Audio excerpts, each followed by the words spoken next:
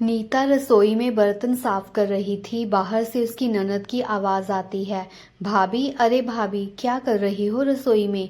नीता फटाफट रसोई से बाहर निकलती है और अपनी ननद के कमरे में जाती है और कहती है, क्या हुआ दीदी, कोई काम था क्या। तो उसकी ननद रेशमा कहती है कि ये कैसी चाय बनाई है आपने, इसमें तो बिल्कुल भी शुगर नहीं है।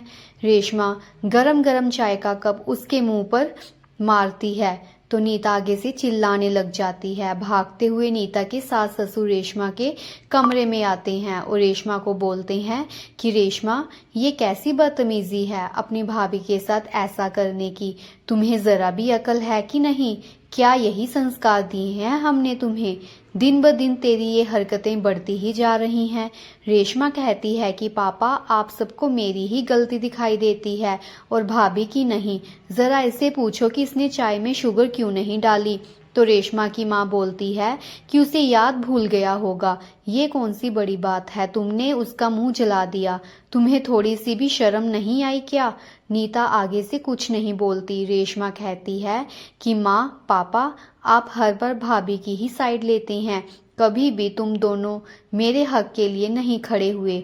आपको अब भाभी अच्छी लगती है, मैं नहीं। तो रेशमा की माँ बोलती है कि रेशमा, ऐसी बात नहीं है, तुम हमें गलत समझ रही हो। नीता की सास नीता को कमरे से बाहर ले जाती है और उसके मुंह पर दवाई लगाती है। थोड़े दिनों तक नीता अपने मायके चली जाती है और उसके पीछे रेशमा ने माँ और पापा के नीता के खिलाफ कान भरने शुरू कर देती है।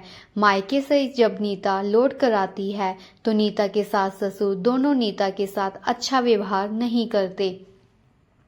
एक दिन नीता अपने बच्चे को नहलाने के लिए अपनी सास को बोलती है कि माँ जी, मुन्नू को नहलाना है, आप मेरी मदद कर दीजिए। तो सास कहती है कि मैं क्यों करूँ मदद नहलाने में, तेरा बच्चा है, जैसी मर्जी नहला, हम तुम्हारे नौकर नहीं हैं।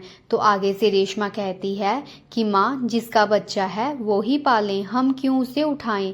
नीता को गुस्सा आ जाता है और वे मुन्नू को लेकर बाथरूम में चली जाती है। अचानक से ही रात को मुन्नू को बहुत तेज बुखार हो जाता है तो उसकी सास बोलती है कि इसने मुन्नू को ठंडे पानी से नहलाया था, उसे अब ठंड लग गई है। हे भगवान, कहीं मेरे पोते को कुछ हो गया तो हम अपने बेटे को क्या मुंह दिखाएंगे। वो कहेगा कि मेरे जाने के बाद आपने मेरे बच्चे की अच्छे से देखभाल भी नहीं की। पर उसको ये थोड़ी ना मालूम है कि उसकी पत्नी ही ऐसी है। रोज रोज नीता के सास ससुर और रेशमा के झगड़े बढ़ते ही जा रहे थे। नीता ने अपने पति को फोन किया और घर के बारे में सारी बातें बताई तो नीता का पति विक्रम कहने लगा कि नीता, तुम चिंता मत करो, मैं जल्दी ही आ जाऊंगा। मैंने अपने बॉस के साथ बात की है, वो बोल रहे हैं कि 1 महीने तक तुम्हें घर भेज देंगे। नीता कहने लगी कि 1 महीना। तो विक्रम बोला हाँ। तो नीता कहने लगी कि मैं 1 महीना और कैसे निकालूंगी। तो विक्रम कहने लगा कि नीता, तुम टेंशन मत लो, मैं जल्दी ही आ जाऊंगा और घर वालों से बात करूंगा। तो नीता आगे से बोलती है कि ठीक है, आप जल्दी आ जाइए और नीता फोन काट देती है। बाहर उसकी ननद रेशमा अपनी भाभी नीता की बातें सुन रही होती है और माँ पापा को बोलती है कि भाभी भैया को फोन करके हमारी चुगलियां लगा रही है। माँ, मैं तो कहती हूँ कि इसे घर से बाहर निकालो। माँ, इसने तो भैया को भी अपने बस में कर लिया है। नीता कमरे से बाहर आती है तो सास पूछती है कि तू कल ही इस घर में शादी करके आई और आते ही हमारे बेटे को अपनी तरफ कर लिया।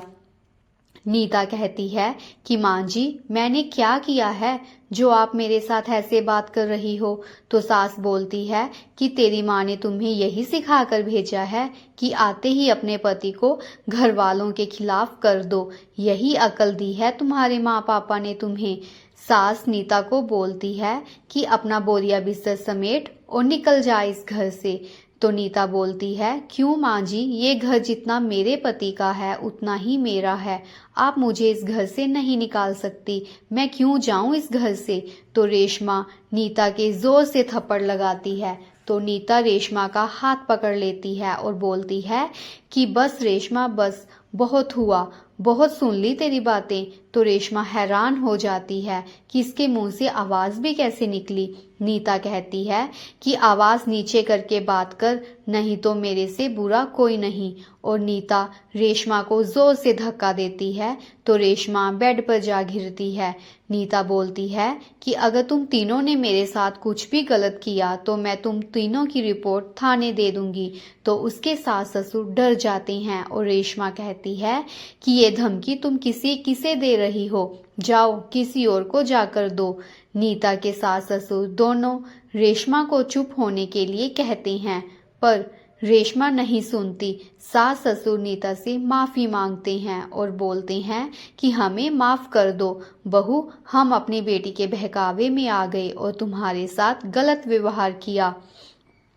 अगले दिन रेशमा मुन्नू के धोए हुए कपड़े तार से उतारकर जला देती है और बोलती है, नीता भाभी अब जो करना है कर लो। नीता पुलिस को फोन कर देती है। जैसे ही पुलिस घर में आती है तो नीता के सास ससुर दोनों डर जाते हैं और नीता के आगे हाथ जोड़कर माफी मांगने लग पड़ते हैं। बहू, हम तेरे आगे हाथ जोड़ते हैं, हमारी बेटी की जिंदगी खराब हो जाएगी।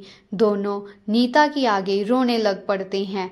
नीता को अपने सास ससुर पर तरस आ जाता है और पुलिस को वापस भेज देती है। पर रेशमा की हरकतें कम नहीं हुई और नीता अपने सास ससुर से बात करती है कि विक्रम के आते ही रेशमा की शादी कर दो, नहीं तो हम इस घर से चले जाएंगे और वापस कभी भी नहीं आएंगे। 3 दिन बाद विक्रम घर आता है तो रेशमा अपने भाई के सामने अच्छा होने का नाटक करती है, पर विक्रम को सब कुछ पता होता है। वे रेशमा को जोर से थप्पड़ लगाता है और बोलता है कि तुम्हारी हिम्मत कैसे हुई मेरी पत्नी और मेरे बच्चे के साथ ऐसा करने की? तुम्हारे अंदर दिल है कि नहीं? उस छोटे से बच्चे ने तुम्हें क्या कहा कि तुम उसके साथ भी ऐसा ही व्यवहार करने लग पड़ी? मुझे तो शर्म आ रही है कि तुम मेरी बहन हो। इससे अच्छा तो मेरी कोई बहन ही ना होती। रेशमा रोने लग जाती है और बोलती है, भैया प्लीज ऐसे मत बोलिए, मुझसे गलती हो गई। तो विक्रम कहता है कि गलती? इसे तुम गलती कह रही हो? विक्रम कहता है कि माँ पापा, मैं अपनी पत्नी और अपने बच्चे को इस घर से लेकर जा रहा हूँ। तो माँ पापा विक्रम के पैरों में गिर जाते हैं और बोलते हैं कि बेटा ऐसा मत कहो, हमारा तुम्हारे बिना कौन सा सहारा है। रेशमा की तरफ से हम माफी मांगते हैं तो नीता कहती है कि माफ कर दीजिए इन्हें, मैं इनके जैसी नहीं हूँ, मुझे रिश्तों की कद्र है। मेरे माँ बाप ने मुझे यही सिखाया है कि जो झुकता है उसे ही रिश्तों की कद्र होती है। तो विक्रम अपनी पत्नी के कहने पर रेशमा को माफ कर देता है।